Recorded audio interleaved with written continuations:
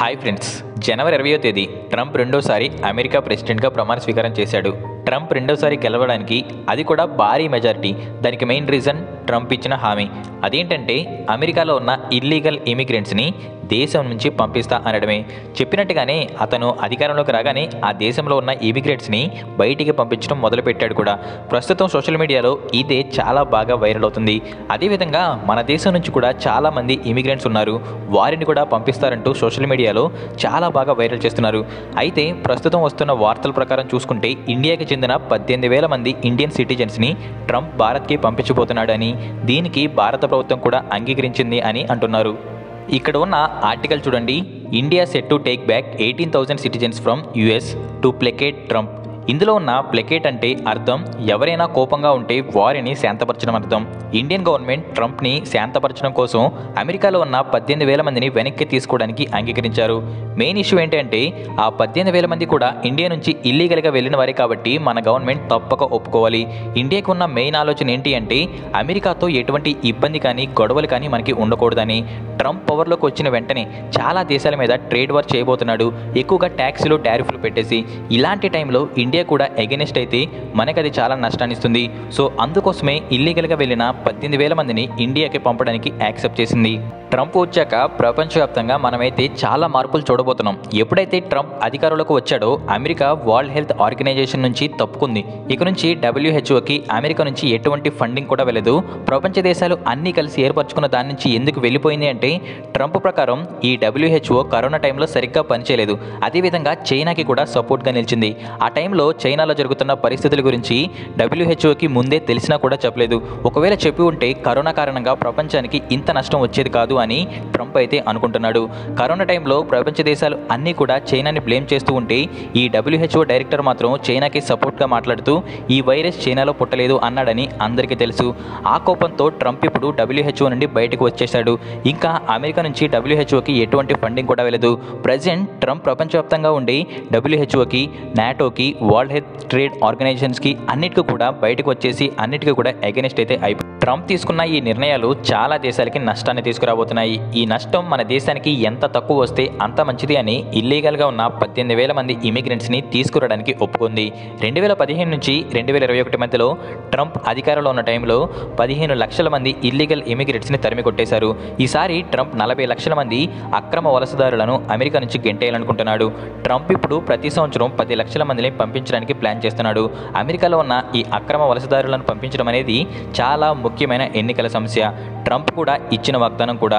అయినా 40 లక్షల మందిని బయటికి పంపించడం అనేది చాలా కష్టమని చెప్పాలి. అందులో కూడా ఖర్చుతో కూడిన పని అని కూడా చెప్పుకోవచ్చు.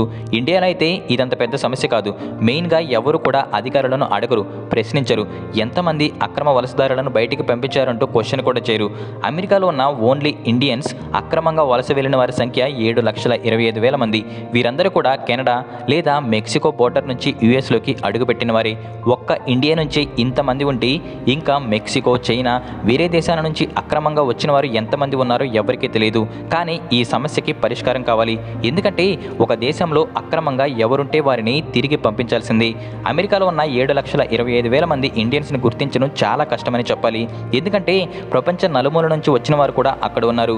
బంగ్లాదేశీలు, నేపాలీలు, పాకిస్తానీలు ఇంకా చాలా దేశాల నుంచి వచ్చి అక్కడైతే నివసిస్తున్నారు. కాబట్టి అమెరికా కొంతమందిని పట్టుకొని ఇదిగో వీరు ఇండియాకి చెందినవారు, వీళ్ళని మీ దేశానికి తిరిగి తీసుకొని వెళ్ళండి అని చెప్తే మన ఇండియా తీసుకుంటుంది. కానీ అమెరికా పట్టుకున్న వ్యక్తులు ఖచ్చితంగా ఇండియన్స్ అని ప్రూవ్ చేయాలి.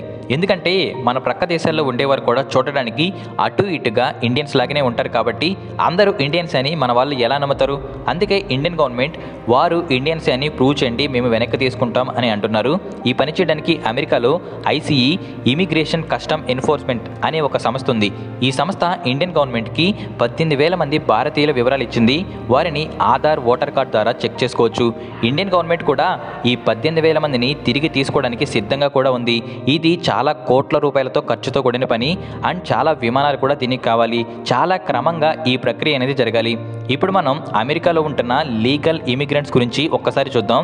రాబోయే రోజుల్లో ట్రంప్ అధికారంలో ఉన్నంత వరకు కూడా లీగల్గా అమెరికా వెళ్ళాలి అనుకున్న వాళ్ళకి కూడా చాలా ప్రాబ్లమ్స్ వస్తాయి.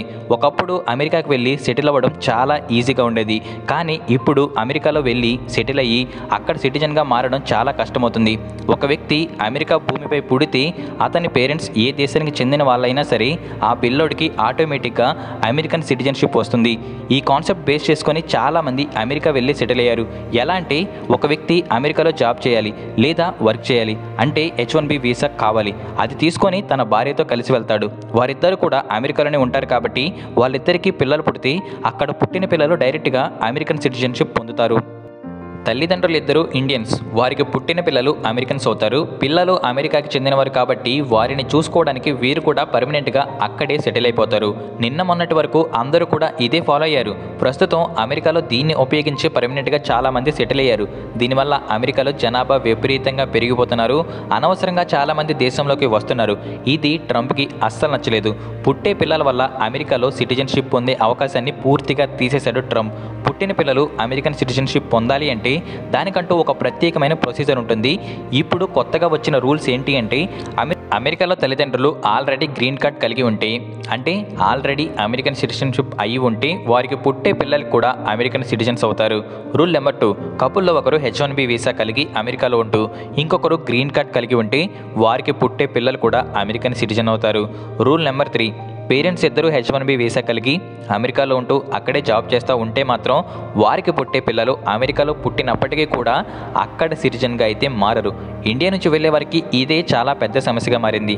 H1B వీసా మీద వెళ్ళి అక్కడే పెళ్లి చేసుకుని ఉన్నవారు గ్రీన్ కార్డ్ కోసం ఎన్నో సంవత్సరాల నుంచి వెయిట్ చేస్తున్నారు. ట్రంప్ వచ్చి ఇలాంటి మార్పులు చేయడం వల్ల అక్కడ ఉన్న ఇండియన్స్కి చాలా అర్థం కాని పరిస్థితులు అయితే ప్రస్తుతం వారైతే ఉన్నారు. ఇండియన్స్ మాత్రమే కాకుండా చాలా దేశాల నుంచి వచ్చి అక్కడే ఉంటూ సెటిల్ అయ్యి పిల్లల్ని కని గ్రీన్ కార్డ్ కోసం ఎంతో మంది చాలా సంవత్సరాల నుంచి ఎదురు చూస్తున్నారు. అలాంటి వారికి ప్రస్తుతం వారి యొక్క అమెరికన్ భవిష్యత్ ఒక క్వశ్చన్ మార్క్ లాగా అయిపోయింది. ట్రంప్ తీసుకున్న ఈ నిర్ణయాలు చాలా దేశాలకి నష్టాన్ని తీసుకురాబోతున్నాయి. ఈ నష్టం మన దేశానికి ఎంత తక్కువ వస్తే అంత మంచిది అని ఇల్లీగల్గా ఉన్న 18,000 మంది ఇమిగ్రెంట్స్ని తీసుకురావడానికి ఒప్పుకుంది. ఇండియాకు ఉన్న మెయిన్ ఆలోచన ఏంటి అంటే అమెరికాతో ఎటువంటి ఇబ్బంది కానీ గొడవలు కానీ మనకి ఉండకూడదని. ట్రంప్ పవర్లోకి వచ్చిన వెంటనే చాలా దేశాల మీద ట్రేడ్ వార్ చేయబోతున్నాడు. ఎక్కువగా ట్యాక్స్లు టారిఫ్లు పెట్టేసి ఇలాంటి టైంలో ఇండియా కూడా ఎగెనిస్ట్ అయితే మనకి అది చాలా నష్టాన్ని ఇస్తుంది. సో అందుకోసమే ఇల్లీగల్గా వెళ్ళిన 18,000 మందిని ఇండియాకి పంపడానికి యాక్సెప్ట్ చేసింది. ప్రెసిడెంట్గా ట్రంప్ ఉన్నంతకాలం ఎవరైతే అమెరికా వెళ్ళి సెటిల్ అవ్వాలి అనుకుంటున్నారో కొంచెం జాగ్రత్తగా ఆలోచించి నిర్ణయం తీసుకుంటే చాలా మంచిది. ట్రంప్ తెచ్చిన ఈ కొత్త రూల్స్ గురించి మీరు ఏమనుకుంటున్నారో కింద కామెంట్ చేయండి. వీడియో నచ్చితే ఒక లైక్ చేసి ఇలాంటి మరిన్ని వీడియోల కోసం ఇప్పుడే ఛానల్ని సబ్స్క్రైబ్ చేయండి. Thank you for watching.